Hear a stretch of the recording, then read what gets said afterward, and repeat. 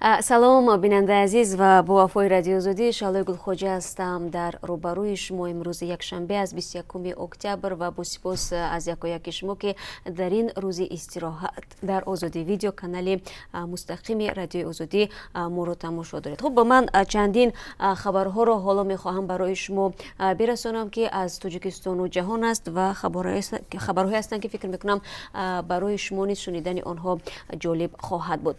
Мақомоти Тоҷикистон дар як итлояи расмӣ Толиб Айёнбеков, Маҳмадбоқиров, Ёдгор Маҳмадасламов, Хурсанд Мазуров ва Мунаввар Шанбиевро саркардагони гурӯҳи ба қавли онҳо муташаккили ҷиноӣ дар Хоруғ ном бурданд. Дар матне ки рӯзи 20 октябр дар хабаргузории расмии Ховар нашр шуд, мақомот гуфтанд ки аз ин афрод ва сокинони дигари вилоят тақрибан 200 силоҳи оташфишон аз ҷумла 10 калашников, 10 норинҷак, тақрибан 1 кило маводи тарканда ва ҳудуди 5000 лавозимоти дигари ҷангӣ мусодира карда шуд. Ситоди байниидоравии таъмини амният дар Хоруғ гуфтааст ки ин силоҳҳоро то рӯзи 16 октябри имсол гирифтаанд. Рӯзи шанбе тамоси радиои Озодӣ бо Толиб Айёнбеков, яке аз лидерони ғайрасмии Бадахшон, натиҷа надод, вале ӯ рӯзи 18 октябр дар суҳбат бо радиои Озодӣ гуфта буд ки дар ҷамъоварии силоҳ ба мақомот ёрӣ медиҳад ва худаш силоҳе надорад. Айёнбеков иддао дошт ки силоҳҳоро соли 2012 ба мақомот супурдааст. Айёнбеков ба соли радиои Озодӣ дар бораи он ки то куҷо дар миёни афроди мавриди ҷустуҷӯ бархе аз раҳбарони ғайрасмии Бадахшон мисли худи ӯ ва ё Маҳмадбоқиров ва ё Ёдгор Маҳмадасламов ҳастанд, посухи рад дод ва гуфт чунин нест. Иттилои дигар аз манобеи мустақил дар ин замина дастрас нест. Афроди дигаре ки аз онҳо ҳамчун саркардагони гурӯҳҳои муташаккили ҷиноӣ дар Хоруғ ном бурда шудааст низ дар ин бора изҳори назар накарданд. Вале аз рӯи баёнияи мақомот онҳо дар озодӣ ҳастанд ва барои пурра супурдани силоҳҳо барояшон фурсат дода шудааст. Дар сурати аз тарафи саркардагону аъзои гурӯҳҳои муташаккили ҷиноӣ ва шахсони алоҳида то ба охир насупурдани силоҳу лавозимоти ҷангӣ, нисбат ба онҳо дар доираи қонунҳои амалкунанда чораҳои бетаъхир амалӣ мегардад, омада шудааст дар иттилояи расмӣ. Мақомоти интизомӣ дар баёнияи рӯзи шанбе инчунин ба сокинони вилояти мухтори Кӯҳистони Бадахшон ҳушдор доданд ки сходка ё нишасти ҷинояткорон дар маҳаллаву тарабхона, ошхона ва толорҳои варзишии минтақа расман манъ карда шудааст ва иштирок дар чунин сходкаҳо ҳамчунин иштирок дар иттиҳоди ҷиноӣ ба огузорӣ гардад тибқи талаботи моддаи 187 Кодекси ҷиноятии Ҷумҳурии Тоҷикистон чораҷӯӣ мегардад. Ин модда ки аз 3 қисм иборат аст, барои иштирок дар иттиҳодияҳои ҷиноӣ аз 8 то 20 соли зиндонро пешбинӣ мекунад. Аммо дар эзоҳи он гуфта шудааст, шахсе ки ихтиёрӣ ба мақомот дар бораи иштирокаш дар иттиҳоди ҷиноӣ иттилоъ дода ва барои пешгирии фаъолияти он мусоидат мекунад ва агар дар кирдораш таркиби ҷинояти дигар набошад, аз ҷавобгарӣ озод карда хоҳад шуд. Достони кулли Тоҷикистон нисбат ба қарори Вазорати Маориф ва илм дар мавриди сафари донишҷӯёну устодон ба хориҷа эътироз кард ва хост он бекор карда шавад. Достони кул рӯзи 19 октябр дар посух ба шикояти ҷомеаи шаҳрвандии Тоҷикистон гуфтааст ки ин қарор бо як қатор санадҳои меъёрии ҳуқуқии кишвар мухолифат дорад.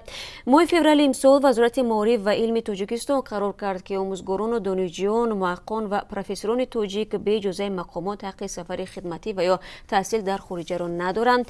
Ин тасмими вазорат сару садоҳои зиёдеро ба по кард ва намояндагони ҷомеаи шаҳрвандии кишвар онро мухолиф ба қонуни асосӣ ва санадҳои байналмилалӣ хонданд.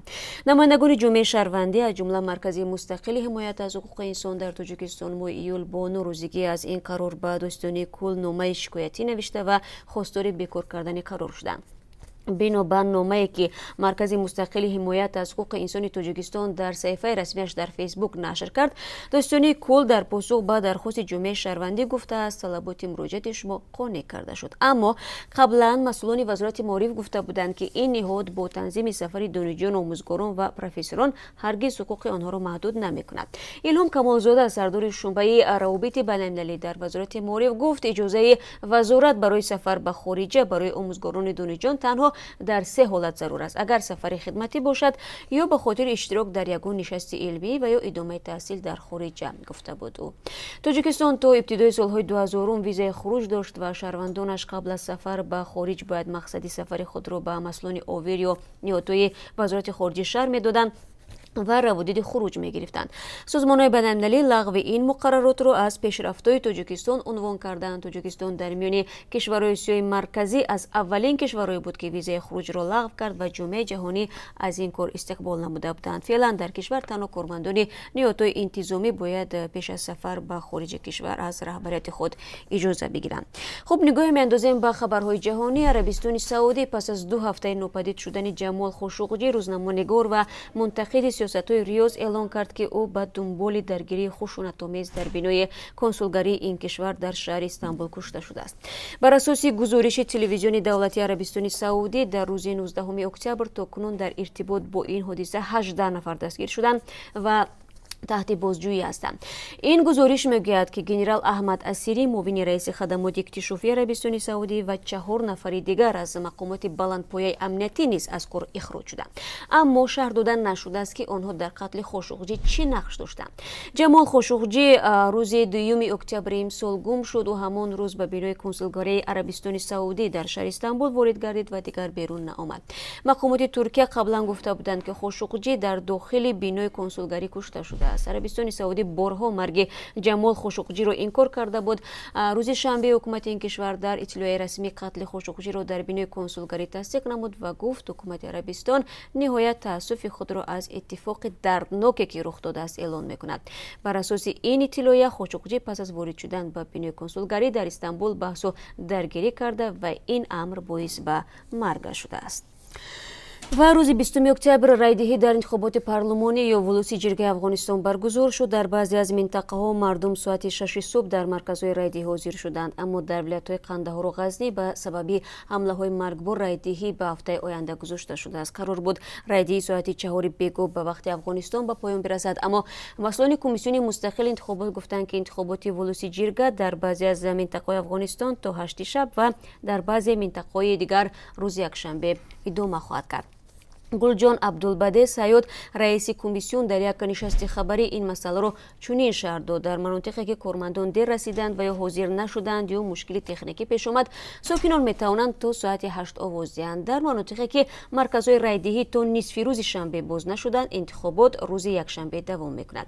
کمیسیون مستقل انتخابات افغانستان اعلان کرده بود که مرکزها ساعت 7 صبح باز میشوند، اما شماری از مرکزها در زمان تعیین شده باز نشدند. در برخی از مناطق دیگر که مرکزهای رایدهی در آنجا باز بودند، یک سلسله بی‌نظمی ها چون کار نکردن سیستم، کم بودن ورقه رای و شامل نبودن نام آوازدهندگان در رویخط ها رخ داده است.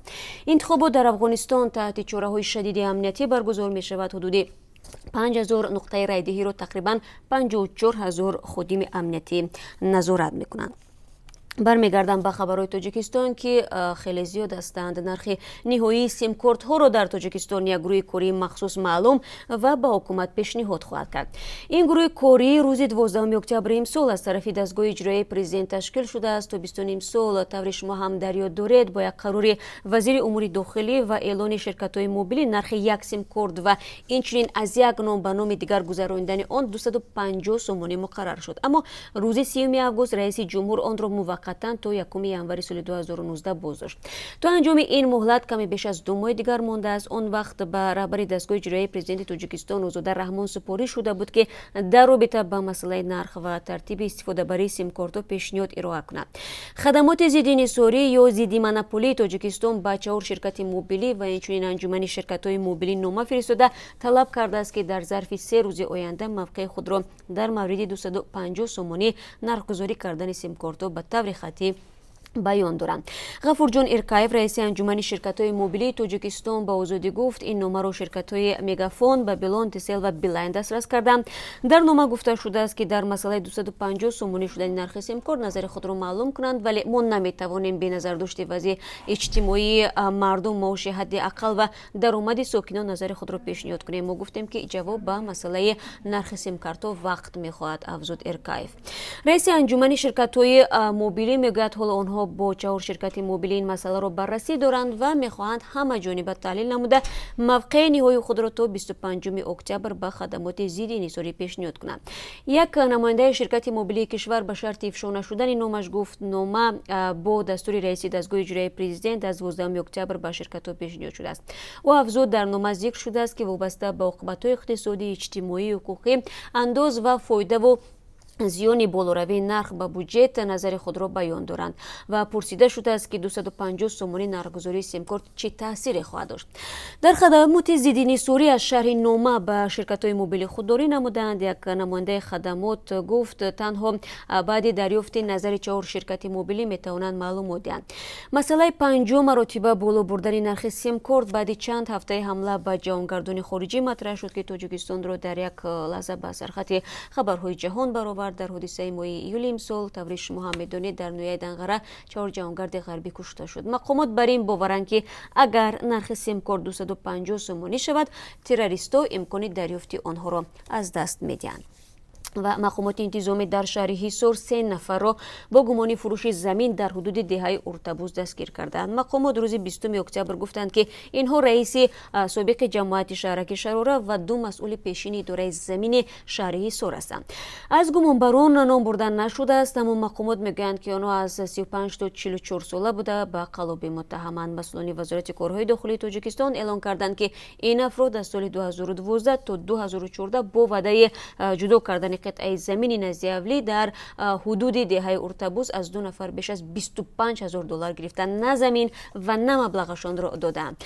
یکی از جبریده ها از دهه ارتبوز حصار و دیگر ساکنین نویه درواز بوده است. در رابطه با این حادثه با مد قلابی به مقدار مخصوصا کلان پرونده با شده تفتیش ادامه دارد. از 143,000 کیلومتر مربع مساحت تاجیکستان 93% آن کوهستان است. از این رو مسئله تامین ساکنان با زمین نزدیولی، منزل و زمین کارم از مشکلات رقمی اول محسوب می‌یابد. امور رسمی بیانگر آن است که قضیه های مربوط به معامله های غیر قانونی با زمین خیلی زیاد هستند و در 6 ماه امسال در ولایت ختلان در رابطه با معامله های غیر قانونی با زمین 55 پرونده جنایی بررسی شده است. و شام 19 اکتبر یک زمین لرزه تاجیکستان را تکان داد. نهادهای زلزله نگاری جهان گفتند که مرکز زمین لرزه در ناحیه مرغاب ولایت مختار کوهستانی بدخشان بوده. شدت آن به بیش از 7 درجه ریختر میرسید. این زمین لرزه را در دوشنبه و ناحیه های دیگر کشور احساس کرد. مرکز زلزله شناسی ازبکستان هم اعلام کرد که شدت زمین لرزه در شهرهای آن کشور از 2 تا 3 درجه را تشکیل داد. تاجیکستان باید بگم که در یکی از منطقه‌های زلزله خیز قاره آسیا جایگیر است و همه ساله در این کشور صدها زمین لرزه ثبت می شود. خب بینندگان بینایت عزیز، این چند خبری بود که من در چند دقیقه این خبرها رو به سمع شما رساندم. باوری دارم که در چند دقیقه با ما بودید و برای شما روزی خوش می خواهم. امیدوارم که خبرهای خوب باشند در دوام روز و من همه شما رو بعد یک روز دیگر یعنی روز دوشنبه با خبرهای تازه در پخش مستقیم و صبح بر وقت ساعت 7 به وقت پراگ و ساعت 10 به وقت دوشنبه منتظر می شوم.